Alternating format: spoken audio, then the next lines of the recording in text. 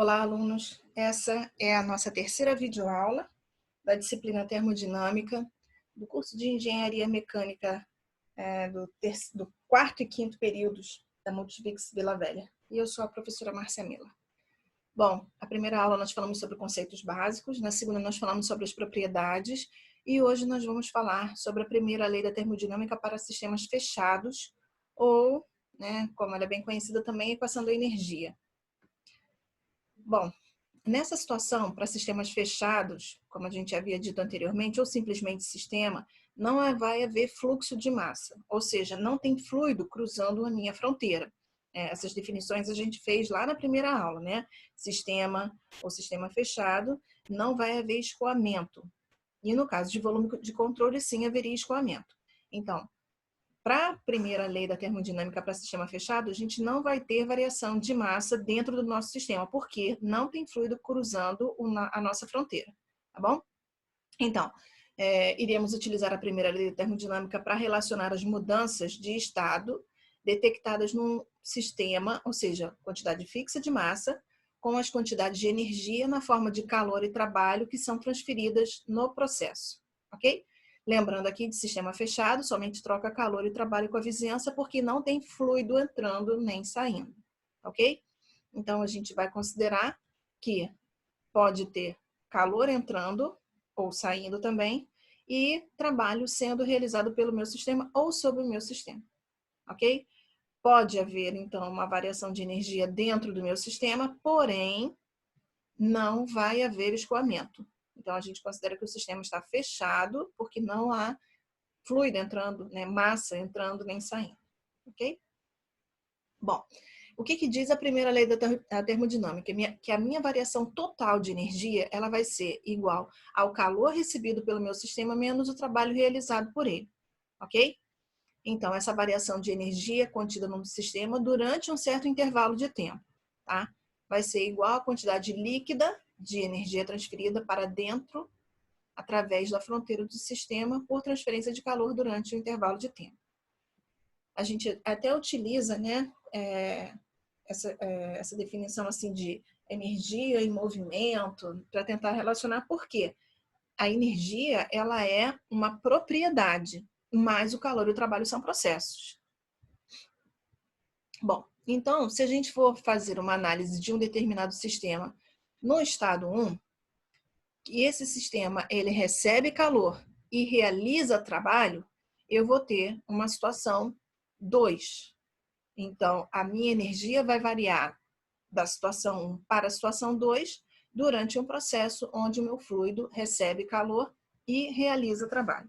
Ou seja, a variação dessa energia vai ser igual à diferença entre o calor recebido e o trabalho realizado, ok? Bom, a gente vai definir como sendo energia total do sistema, no significado físico da propriedade E de energia, é o de representar toda a energia de um sistema em um dado estado.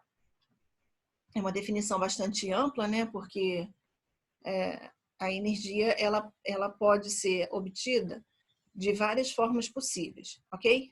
Então, aqui no curso a gente vai falar o seguinte, que essa energia total, ela vai ser igual à energia cinética, mais a energia interna, mais a energia cinética, mais a energia potencial gravitacional. A energia cinética está relacionada à velocidade, de um determinado sistema. A energia potencial gravitacional está relacionada com a altura, que é a energia que ela acaba recebendo por gravidade, e as duas são relacionadas com a quantidade de massa. A energia interna também, e ela é relacionada à temperatura que o fluido pode ter, ok? Então, nós vamos fazer essa representação, que a energia ela vai ser igual à energia interna mais a energia cinética mais a energia potencial gravitacional, ok? Bom, isso aqui eu já acabei já falando. Essa, então, vai ser a primeira lei da termodinâmica para sistemas fechados, ou seja, onde eu não tenho escoamento. Como a gente definiu que a energia interna era igual à energia potencial gravitacional, energia cinética e energia interna, a gente pode dizer que a variação da energia total vai ser igual à variação dessas três energias, a cinética, a potencial, a gravitacional e a energia interna, ok? Bom, nós vamos definir, então, que o calor que entra no meu sistema vai ser positivo, o trabalho realizado pelo meu sistema vai ser positivo, logo, o calor que sai, ele é negativo e o trabalho que entra é negativo. Isso aqui são só definições que a gente tem que gravar. É uma convenção, ok? O que costuma acontecer é que a variação de energia cinética e potencial gravitacional costuma ser igual a zero, porque os processos que a gente avalia não vai haver variação de velocidade e nem variação de energia potencial gravitacional. Bom, aqui na disciplina de termodinâmica, porque quando vocês forem estudar máquinas de fluxo, por exemplo, vai ser necessário considerar as variações de energia cinética e de energia potencial gravitacional. Tanto máquinas de fluxo como máquinas térmicas, né, essas variações dessas energias, elas serão importantes, consideradas. Então, agora devemos quantificar os termos envolvidos na equação da primeira lei da termodinâmica, né, energia interna, cinética e potencial, e os termos de calor e de trabalho. Bom, a primeira situação, a gente precisa definir, né, trabalho e energia cinética. A gente vai relacionar, na verdade, os dois, né? A definição, a gente pode definir força como sendo massa vezes a variação da velocidade com o tempo, que é a aceleração, ok? Se a gente fizer essa alteração aqui, né, fazendo essa parcial, eu posso representar também dessa forma aqui, ok? Bem, o que acontece? Por quê? Nessa situação aqui, a variação do espaço com o tempo é, na verdade, a velocidade. Então, eu repito aqui a massa, né? Eu substituo o ds dt por velocidade e repito o termo dv dt. Se a gente integrar isso, né, em relação a ds, o que vai acontecer? Eu tenho esse modelo matemático aqui, que vai ser, que é como a gente define, na verdade, o trabalho, que é força vezes o deslocamento, ok? Então, eu posso relacionar o trabalho, né, para esse deslocamento como sendo a resolução dessa integral. Né? Como a massa permanece constante que a gente tem no sistema, sai, e na hora que a gente vai integrar v dv, eu tenho v ao quadrado sobre 2. Né? Substituindo os limites superior e inferior, eu fico com esse modelo matemático aqui, ok? Bom, então nós vamos definir, né, a variação de energia cinética como sendo meio da massa vezes V2 menos V1. Lembrando que aqui no curso, essas variações de energia cinética, elas costumam ser desprezíveis, mas em outras disciplinas não, tá ok? A energia cinética, então, é a propriedade extensiva do corpo, por quê? Porque ela precisa da massa, ela é proporcional à quantidade de massa, por isso ela é dita uma propriedade extensiva, ok? Então, como que a gente pode relacionar isso? Imagina que eu tenho aqui uma roldana, né, um peso com uma corda, com uma velocidade zero, e quando eu solto, né, o conjunto, eu destravo, ele vai girar essa corda, vai girar essa roda, né, por causa do peso. Então, eu vou transformar uma energia potencial gravitacional que eu tinha aqui numa energia cinética.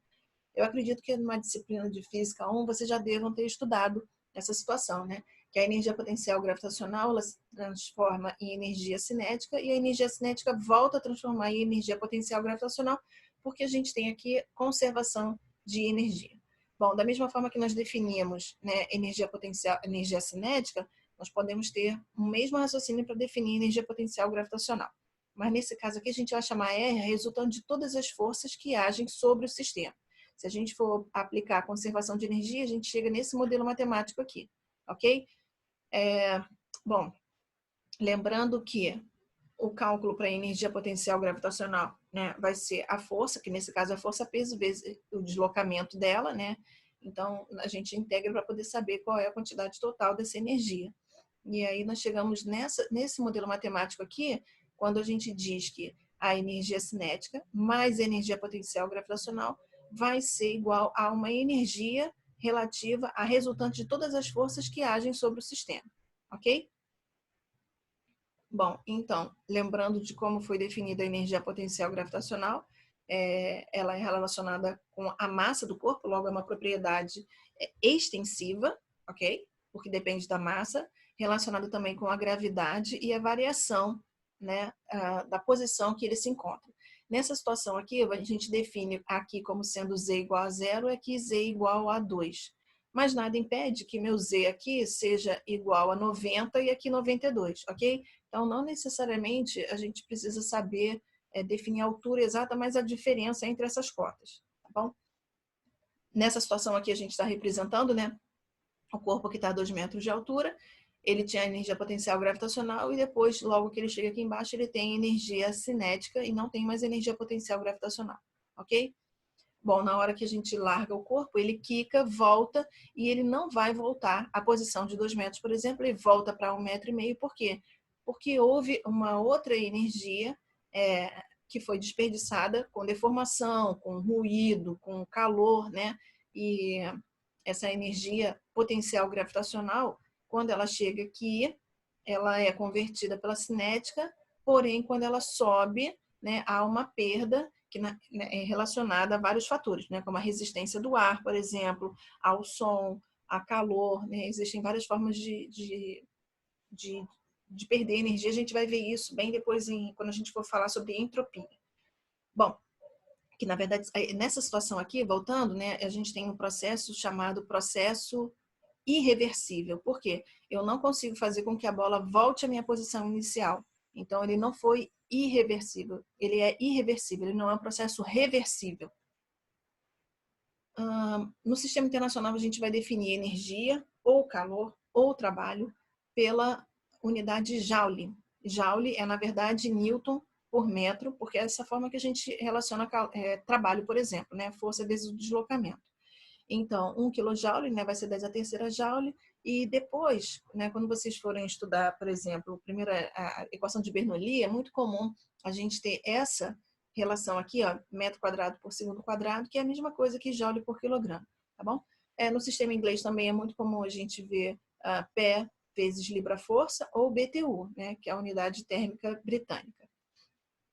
Bom, então, quando a gente falar que há conservação de energia mecânica, a gente tem, na verdade, 2 tipos de energia mecânica, que são a energia cinética e a energia potencial gravitacional.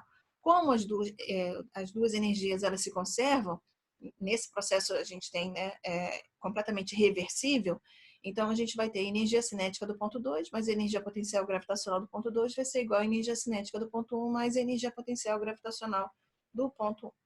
Bom, o trabalho é definido como sendo a integral de força vezes o deslocamento, porém, é meio complicado a gente ficar usando força, né? A grandeza força em termodinâmica, porque não tem instrumentos que meçam isso.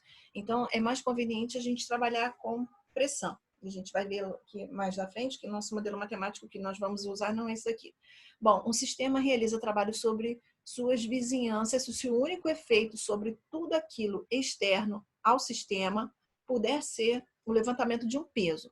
Então, imagina a seguinte situação aqui. A gente vai ter uma bateria que vai alimentar aqui esse motor, né? Esse motor vai fazer com que esse eixo gire, e nessa situação que a gente tem aqui, uma hélice está se movimentando e está fazendo com que esse fluido aqui do meu sistema A, ele seja misturado ou seja agitado, ok? Então, o que ele está falando é o seguinte, eu consigo substituir o meu sistema pelo o trabalho, eu consigo definir o trabalho, né, como sendo levantamento de um peso, né? Ou seja, realmente é uma força que age ao longo de uma certa distância, ok? Então, vamos ver alguns exemplos aqui para a situação que a gente havia conversado. Olha só, se a gente considerar esse sistema aqui A ou esse sistema B, embora aqui eu tenha uma hélice, eu posso dizer que ele pode ser substituído por essa situação aqui, ó, que é o levantamento de um peso, se eu substituir a minha hélice por um conjunto com polia, né, uma corda e um pezinho aqui, tá bom? Mas, se eu tiver essa outra situação aqui, ó, você repara que ele não pode ser considerado porque ele não pode ser substituído por um levantamento de um peso. Esse sistema pode ser substituído, tá vendo? Ele poderia estar levantando peso. Esse aqui não, ok? Bom, isso aqui na verdade a gente já conversou, né? Que a gente vai fazer por convenção, dizer por convenção que o calor que entra é positivo, o calor que sai é negativo, o trabalho que entra é negativo e o trabalho que sai é positivo. Ou seja, o que vai ser positivo? Calor entrando, trabalho saindo. O que é negativo? Trabalho entrando e calor saindo. Né? Eu costumo até brincar e falar o seguinte, eu gravei isso porque eu entendi que termodinâmica ela foi desenvolvida em países da Europa, né? Países frios, então para eles lá é vantajoso que o calor entre. Então eles adotaram isso como sendo positivo.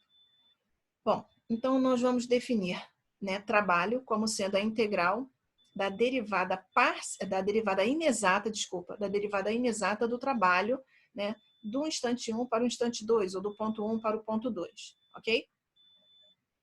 Nós vamos definir potência como sendo força vezes a velocidade, ok? E, na verdade, a potência ela é a taxa, né, a variação de trabalho que a gente vai ter com o tempo. Então, olha só, eu posso definir trabalho como sendo a integral, ou seja, o somatório da potência por um determinado intervalo de tempo. E aí a gente chega naquele modelo matemático anterior lá, ok? Quais são as unidades? No sistema internacional vai ser o watt, que é definido como joule por segundo, ou seja, energia, tá vendo? Ou trabalho por tempo. Kilowatt, 10 a terceiro watt, e no sistema inglês é muito comum a gente utilizar até BTU por hora, HP também, né? Unidades de potência. Bom, vamos falar um pouquinho, né, sobre o trabalho de expansão ou o trabalho de compressão.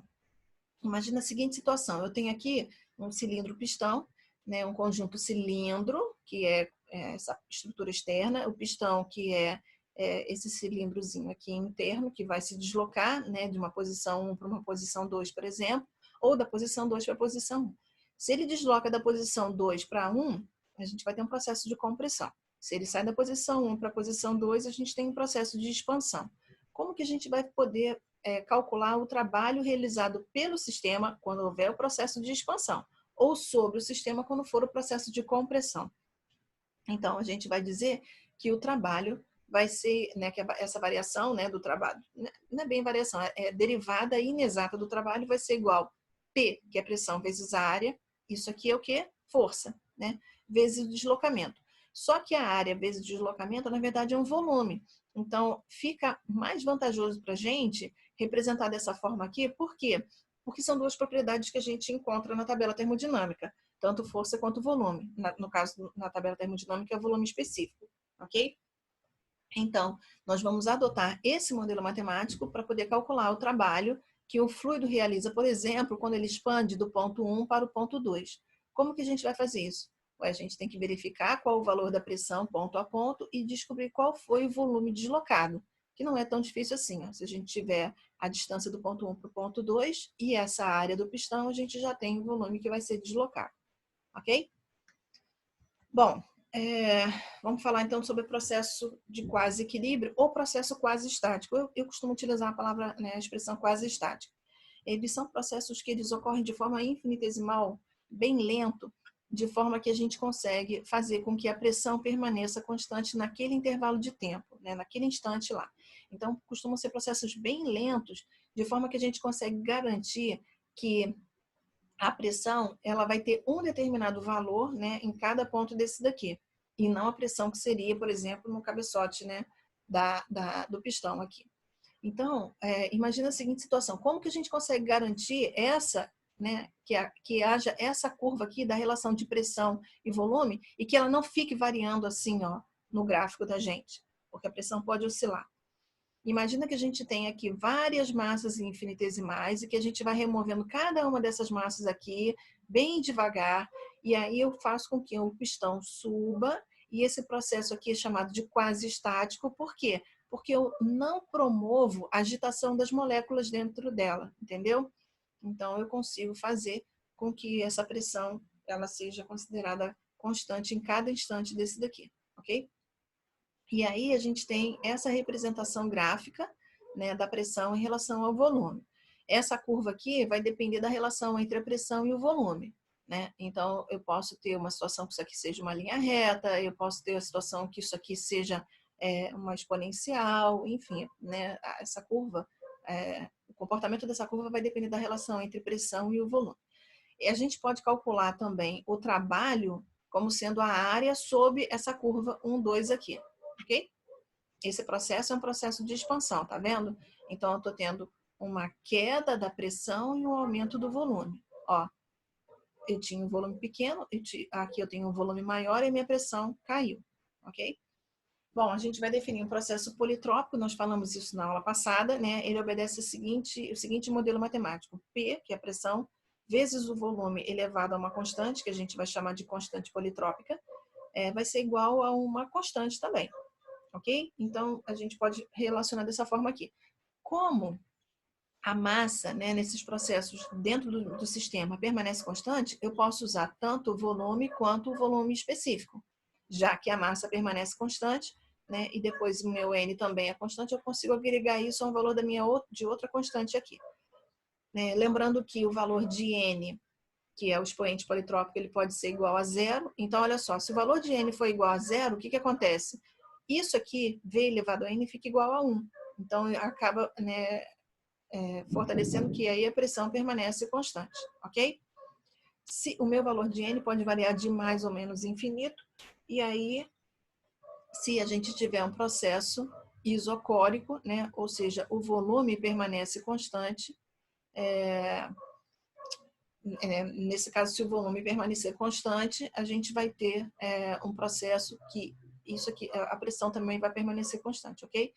Então, se a gente for avaliar a situação entre dois estados do fluido 1, então eu tenho de um fluido, um estado 1 e o estado 2, como permanece constante, né, eu tenho que a pressão 1, volume 1 elevado ao expoente vai ser igual à pressão 2, volume 2 elevado ao expoente, que seria igual à pressão 3, volume 3 elevado a n, e assim por diante até o infinito.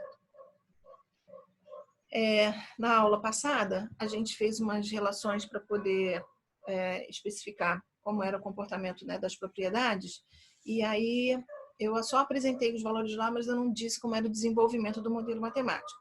Então, vamos pensar aqui no caso de um processo politrópico, né, que obedece essa equação. Se a gente traz o V para cá, ele vai ficar aqui embaixo no denominador, e eu subo e coloco aqui, ó, N negativo. Utilizando a equação para calcular o trabalho, lembrando que trabalho é igual a integral de PDV, eu vou substituir o valor de P por esse modelo matemático aqui, ó. E aí a constante, ela é constante, ela sai, resolvendo a integral, ele fica com essa carinha aqui, organizando, né? A gente chega com, organizando, substituindo o valor de C, que era constante, né, por P elevado a Vn, a gente chega nesse modelo matemático aqui. Ok? Então, no caso do trabalho para um processo politrópico, a gente, um processo de compressão politrópica, né, ou de expansão, a gente consegue chegar nesse modelo matemático aqui, que o trabalho vai ser igual a P2V2 menos P1V1, 1 sobre N. Tal que o N não pode ser igual a 1, ok? Porque senão, se isso acontecer, a gente vai ter um problema muito sério aqui de uma indeterminação. No caso, quando N é igual a 1, a gente vai ter um processo isotérmico. Por quê? Porque ele obedece àquela equação de PV igual a nRT, ok? E aí, o que acontece? Eu tenho P elevado, P vezes V, o N aqui era 1, lembra? Então vai ficar C, e aí a gente vai substituir o valor de P na equação, que seria V sobre C, ó, P é V sobre C, o C é constante, sai, né? E na hora que a gente integra, fica esse valorzinho aqui de N1. N1, substituindo o valor de C, por exemplo, pelos pontos 1 e 2, que seriam pontos que de repente a gente teria. Se não tem o ponto 1 e 2, se tiver o ponto 1, o valor 1, né, da pressão, do estado 1, da pressão e do volume, se a gente não tiver, né, as propriedades no instante 1, no estado 1, a gente vai usar, por exemplo, as propriedades no estado 2. Então, eu poderia estar usando aqui P2V2, por exemplo, ok? Então, para gases ideais, como a gente havia conversado anteriormente, a gente teria essa relação aqui, ok? E essa outra relação aqui. Tranquilo? Então, generalizando, né, esse quadro aqui só para apresentar, né, as situações no processo isobárico, um processo isotérmico, um processo isentrópico, né, onde a gente tem o Q igual a zero, sem transferência de calor, e esse último aqui que a gente nem vai usar muito, processo isomérmico. Vou deixar esse exercício para vocês fazerem, a gente faz em sala de aula, na aula virtual. E aqui é só para a gente tentar entender alguns outros exemplos que nós podemos ter, né, em relação ao trabalho. Então, o trabalho também ele pode ser definido como o alongamento de uma barra sólida por um processo, por exemplo, de aquecimento, né, ou de deformação mesmo, tá bom? Nesse caso aqui, é de uma deformação porque eu vou ter uma força sendo aplicada e ele vai ser tracionado. E essa daqui é a tensão normal aplicada a essa barra, ok? Uma outra situação também é para poder esticar essa película aqui. Então, a gente tem essa película presa, eu aplico uma força para poder esticar essa película. E nesse caso aqui, a tensão vai ser a tensão de cisalhamento. Bom, outro exemplo também é a potência transmitida por um eixo, tá? Ou a potência elétrica também. E elas são definidas a partir desses modelos matemáticos. Bom, em relação ao calor, nós vamos definir calor como sendo a integral, né, de 1 para 2 da derivada inexata do calor, tá bom? Lembrando que calor é um processo, não é uma propriedade. Existem muitos livros que definem calor como sendo o tipo de energia transferida pelo sistema devido a uma diferença de temperatura com a vizinhança. A gente precisa definir também taxa de transferência de calor. Ela é representada pela mesma letra Q, porém com um pontinho aqui em cima, tá? E aí a taxa, ela é a variação com o tempo, né? A quantidade de calor que é recebida por unidade de tempo. Então, nesse caso aqui, como o calor é medido em joule, na hora que eu defino, né, essa propriedade por tempo, vai ficar joule por segundo, que é definido também por watt. Eu posso ter a terceira situação, né? Então, eu tenho calor, taxa de transferência de calor e fluxo de calor.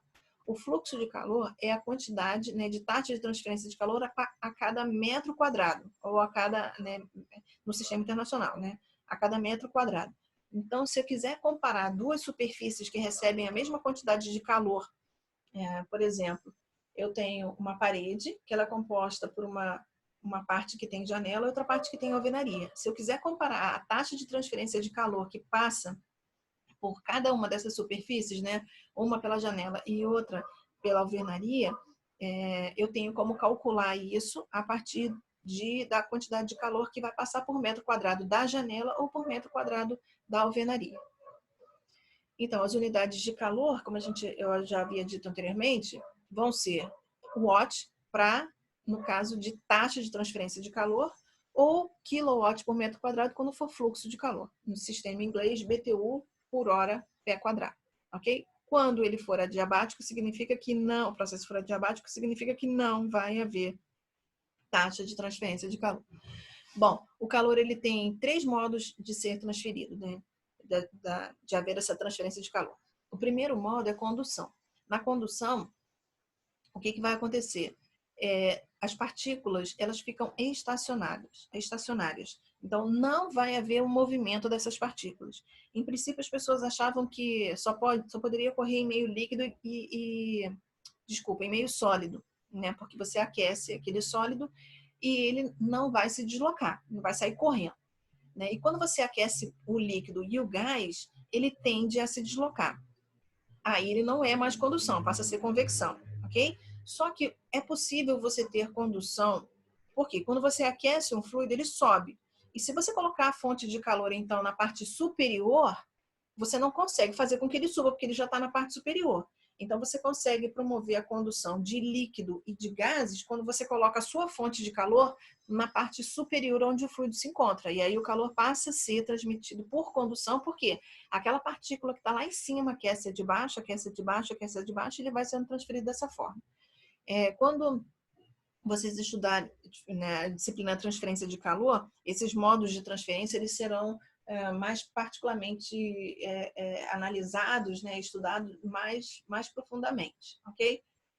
Só para não passar em branco aqui, a gente consegue calcular a taxa de transferência de calor, por exemplo, dessa forma aqui, né, utilizando esse modelo matemático, onde K é a condutividade térmica de cada substância. Então, eu falei lá da minha parede, né, que tem a janela de vidro e tem a alvenaria. E aí eu preciso considerar que cada uma dessas substâncias, ou seja, a parede de vidro, né, a janela de vidro ou a alvenaria, né, vão ser compostas por materiais diferentes. A área, e nesse caso aqui vai ser a variação da temperatura com o espaço. Como assim? A partir do momento que a temperatura, como vai se comportar a temperatura se eu me deslocar, né, quando o calor sai dessa superfície até essa superfície. Ou seja, a variação da temperatura nesse ponto até o outro ponto. Outro modo de transferência de calor é por radiação. A diferença de condução e radiação é que a radiação não precisa de meio material para se propagar. Então, ela se propaga no vácuo. A radiação, então, é a forma, né, é o modo com que o calor do Sol se propaga até chegar à Terra. Ele não precisa, então, de meio material, ok? Lembrando de novo que vocês verão, né, esses modos mais detalhadamente no curso de transferência de calor. Então, só para não passar em branco aqui, ó, nós vamos definir, né, como esse calor trocado por radiação, como sendo, né, vários fatores. Depois, né, no curso vocês vão aprender mais, mais detalhadamente, né, mas a gente tem aqui um coeficiente de efetividade, ele pode variar de 0 até 1. A gente vai ter uma constante aqui, né, de Stephen-Boltzmann, a área e a temperatura, ok? Olha como é que essa temperatura aqui é elevada à quarta, ou seja, ela tem bastante relevância. Esse aqui é outro modelo matemático para a gente, baseado na mesma, né, na mesma equação, para a gente poder verificar como é a quantidade de calor recebida, por exemplo, do Sol com relação ao planeta Terra. O terceiro e último modo de transferência de calor, que assim como a condução precisa de meio material para se propagar, é a convecção. A diferença de condução e convecção é que na condução as moléculas estavam estacionárias, né? Estavam paradas. E na convecção vai haver uma movimentação dessas partículas. Então, como a convecção, como a movimentação, isso não tem como ocorrer numa substância que está na fase sólida, porque essas moléculas estão muito próximas umas das outras e não tem como você fazer deslocamento delas. Agora, no caso do fluido na fase líquida e na fase gasosa, isso é possível que ocorra, ok? Então, como que a gente vai calcular essa quantidade de calor? Ela vai ser definida a partir do coeficiente convectivo, né? Ele chama também de coeficiente de filme, coeficiente de película.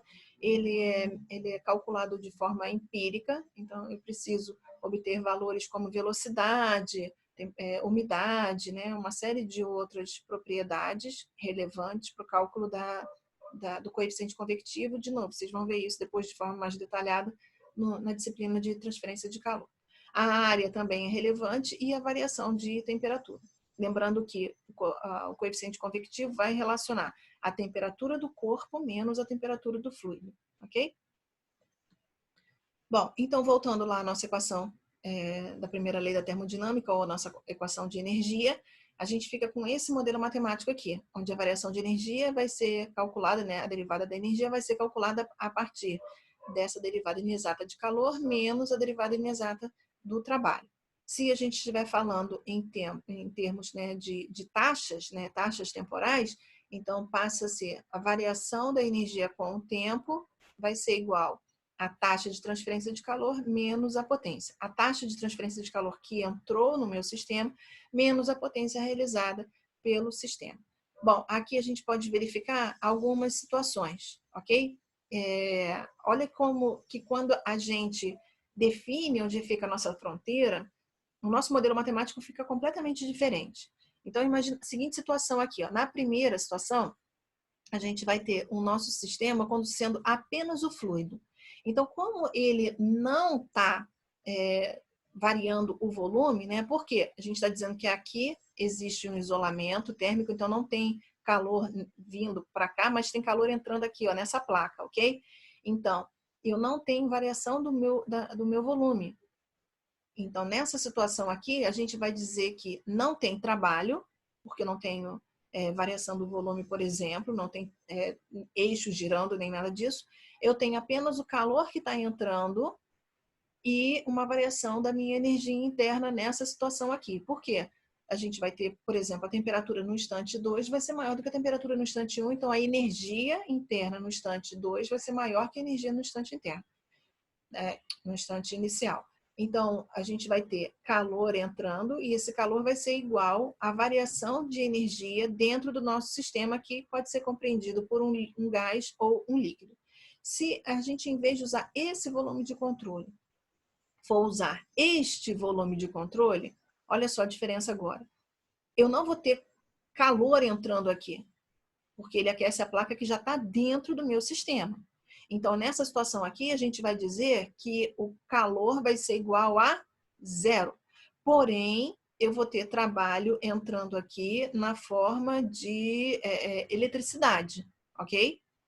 E aí, repara que antes eu tinha calor, né? E tinha a variação da minha energia interna. Aqui, eu continuo tendo, né, a variação da minha energia interna e tenho esse calor, esse trabalho, desculpa, que está sendo realizado, né, para dentro do meu sistema, ok? Se nós pegarmos, né, essa situação C aqui, ó, nós fizemos o volume de controle, desculpa, a nossa fronteira, né, do nosso sistema como sendo tudo, exatamente tudo, olha o que está acontecendo. Tem alguma coisa cruzando a minha fronteira? Não.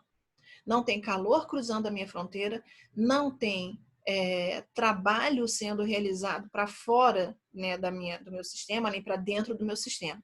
Então, não tem nada ocorrendo de fora para dentro do meu sistema. Nem calor e nem trabalho. Ou seja, a variação de energia interna do meu sistema inteiro vai ser igual a zero. Ah, mas Márcia, mas eu não tenho aqui uma variação de temperatura e tal. Sim, mas eu tive também essa situação do peso caindo e tudo aqui configura que não houve variação de energia do sistema inteiro, porque eu tive, na verdade, uma conservação, né, uma conversão de energia, mas dentro desse meu sistema aqui que está pontilhadinho, não houve variação, ok?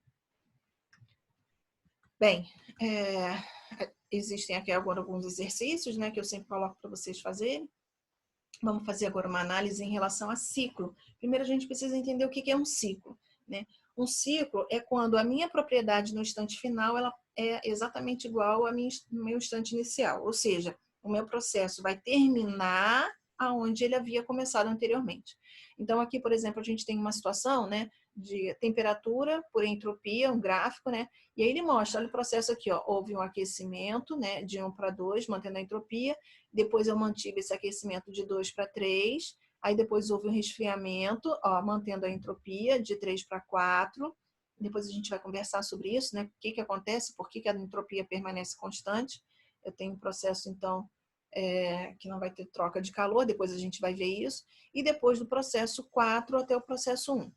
Só que esse processo 1, 2, 3 e 4, ele é um processo ideal. Na verdade, o meu processo real seria 1, 2 linha, 3 linha, 4 linha e volta para 1. Independente de ser um processo, né, ideal ou um processo real, eu tenho um ciclo. Por quê? Porque a minha condição do instante 1 é igual, a minha condição inicial, que foi o instante 1, é igual à minha condição final, que torna a ser o instante 1. Ok? Aqui, por exemplo, a gente tem, né, esse diagrama que vai representar um ciclo diesel teórico. E o que vai acontecer aqui? Ó? Eu tenho um processo, onde ele permanece a pressão constante, que é o processo, né, que vai ocorrer a combustão, e depois ele vai, desce, né, o processo de expansão, porque o cilindro desce, o pistão desce, e aí a gente encerra. O que vai acontecer? Na verdade, eu tenho aqui, né, o processo de admissão, quando eu tenho fluido entrando, e ele vai fazer exatamente aqui esse processo, ok? E nessa situação aqui, a gente também vai ter um ciclo, ok? Porque ele vai iniciar aqui, fecha aqui de novo, ok? Bom, mas quais serão os ciclos que a gente vai apresentar aqui no curso? Ah, não, desculpa. Antes eu preciso só voltar para a primeira lei da termodinâmica para a gente poder entender como é que vai funcionar. Como a minha situação inicial e final permanecem constantes, temperatura, energia, entropia, entalpia, né, volume específico, tudo, então eu não vou ter variação de energia. E aí, a minha primeira lei da termodinâmica, a minha equação de energia, ela vai se resumir apenas ao calor, a relação que a gente vai ter entre o calor e o trabalho. Então, nesse caso aqui, como a variação de energia vai ser igual a zero, né, por causa das condições de início e fim, então eu vou dizer que o trabalho vai ser igual ao calor trocado durante o nosso processo. Nós temos dois principais tipos de ciclos que a gente vai abordar aqui no curso de termodinâmica. O primeiro é um ciclo de potência e o segundo é um ciclo de refrigeração ou de aquecimento, né, que é uma bomba de calor. Bom, no primeiro ciclo, ciclo de potência, a nossa intenção é fazer com que tudo isso aqui gere trabalho ou potência, ok? Para que isso ocorra, o que a gente faz? A gente entra com calor no nosso sistema e sai com frio. Sai com calor para um corpo frio, para um ambiente frio, ok? Bom, então, a gente vai converter calor a alta temperatura e vai gerar, além da potência, um calor também que vai ser descartado para um corpo mais frio. É claro que esse calor aqui vai ser igual a essa potência, né? Essa taxa de transferência de calor aqui vai ser igual a essa potência, mais esse calor que vai ser rejeitado. Então, o meu processo vai ser muito bom se eu conseguir converter o máximo de calor que eu recebi aqui em trabalho, minimizando esse calor que vai ser rejeitado para o corpo frio. Então, o meu processo vai ser muito ruim se essa quantidade de calor que a gente recebeu aqui de um corpo quente for praticamente igual à quantidade de calor que vai ser rejeitado para o corpo frio, porque eu vou ter uma potência muito pequenininha que vai sair do sistema, ok? Então, vamos entender o que está acontecendo aqui? Eu tenho calor entrando no meu sistema, tenho calor saindo no meu sistema e vou ter trabalho sendo realizado pelo meu sistema, ok? Bom, no caso de um sistema de refrigeração, olha só o que está acontecendo. A gente vai ter o nosso sistema aqui, repara que todas as setinhas foram invertidas, né? Então, eu tenho calor que está saindo de um corpo frio, vindo para o meu sistema. Eu tenho potência sendo realizada sobre o meu sistema e um calor que vai ser entregue aqui para um corpo quente. Parece que desafia, né, a primeira lei. Você fala assim, como assim? O calor sai de onde está frio e vai para onde está quente? Sim, é isso que um condicionador de ar faz, é isso que uma geladeira faz, é isso que um bebedouro faz. Ele retira calor de onde já está frio, tipo assim, está tirando calor de dentro da câmara de passageiros do carro, né? Então ele está tirando lá dentro está gelado, está frio, e ele faz o quê? Ele joga para o lado de fora esse calor. A geladeira é a mesma coisa, ó, tira calor do congelador, por exemplo, e joga calor para aquela gradezinha que fica lá atrás, que o pessoal tem mania de botar toalha, coisa, e não pode fazer isso, viu? Só que para a geladeira funcionar, o que a gente tem que fazer? Tem que ligar na tomada. Então, eu preciso entrar com trabalho ou com potência, tá? Aí, para poder fazer com que o calor saia de uma região fria e vá para uma região quente. Então, nessa situação aqui, a gente vai ter o quê? Calor a baixa temperatura, mas o trabalho vai ser igual ao calor que vai para a região de alta temperatura. Isso aqui é um ciclo de refrigeração. Por quê? Porque esse aqui é o meu interesse.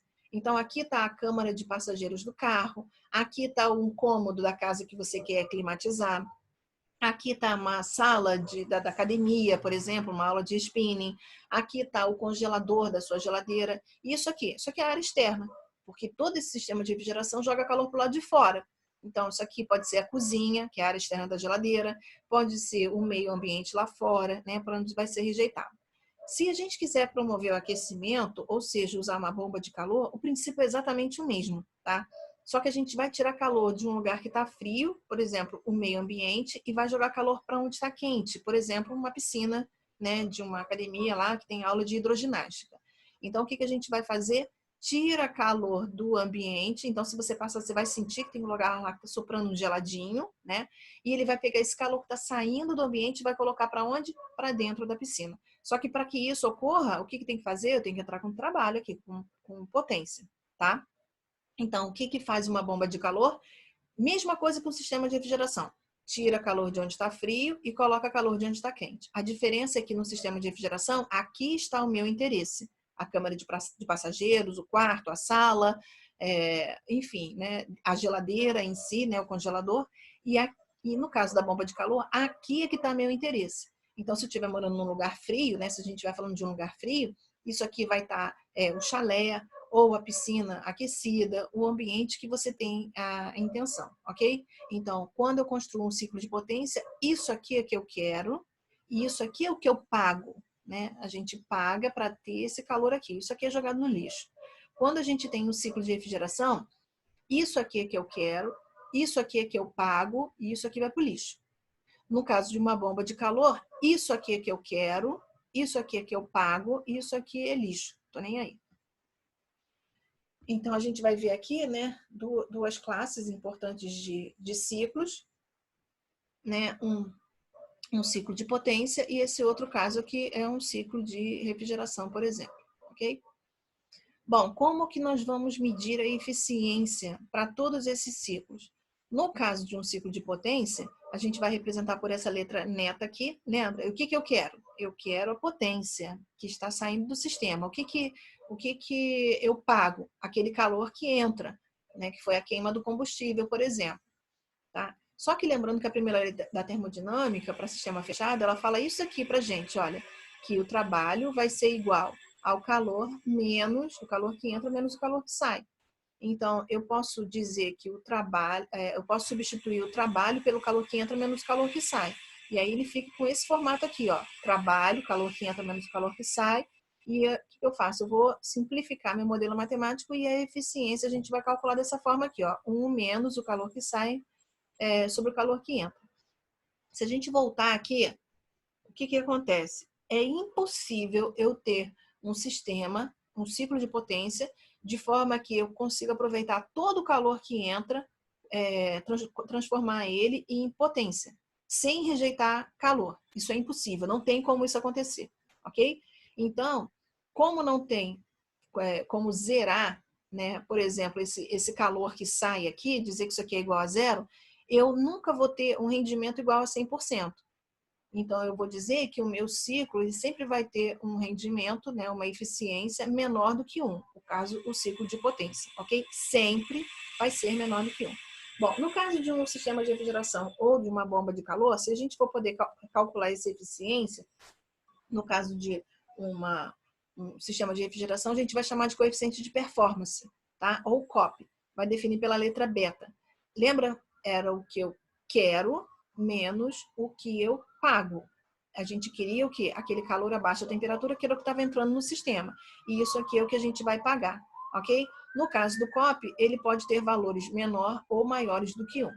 É claro que se eu tiver um valor pequeno, né, da potência, eu estou gastando menos, né, energia elétrica, por exemplo, o meu COP vai ser alto, ok? Porque eu vou conseguir gastar menos e gelar mais. No caso de uma bomba de calor, né, o desempenho dela, a gente vai representar por essa letra gama aqui. Era o que eu quero sobre o que eu gasto. Tá vendo? Qualquer eficiência, tanto de um ciclo de potência, de um sistema de refrigeração ou de uma bomba de calor, a gente representa sempre da mesma forma, o que eu quero sobre o que eu gasto. Então, nessa situação aqui, o que a gente quer? Que é o calor que está saindo, que vai aquecer a piscina, que vai aquecer o chalé, né? O calor que está saindo do sistema. E o que a gente paga? A potência elétrica, por exemplo, que vai ser para poder ligar o equipamento na tomada, tá bom? Se a gente for substituir isso pelo calor que entra, né? Utilizando a primeira lei da termodinâmica, vai ficar o que sai menos o que entra. E aí a gente tem esse modelo matemático aqui, ok? Da mesma forma, né, que a gente fez anteriormente substituindo os valores. Só que a diferença aqui no caso da bomba de calor, o que vai acontecer? Obrigatoriamente, esse termo aqui ele vai ser sempre menor do que esse, porque eu não tenho como transformar, né, sem o calor que entra lá. Então, não tem como anular esse termo aqui.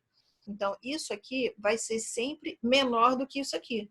Então, nesse caso aqui do desempenho para uma bomba de calor, eu sempre vou ter valores maiores do que 1, ok? Bom, e aí a gente encerra, né, a nossa terceira aula da disciplina de termodinâmica. Lembrando que as dúvidas serão sanadas via fórum, vocês podem colocar lá as perguntas no fórum, que eu respondo, e a gente vai se encontrar nas aulas virtuais, nas aulas remotas que estão ocorrendo normalmente, ok? Bons estudos para vocês e boa semana.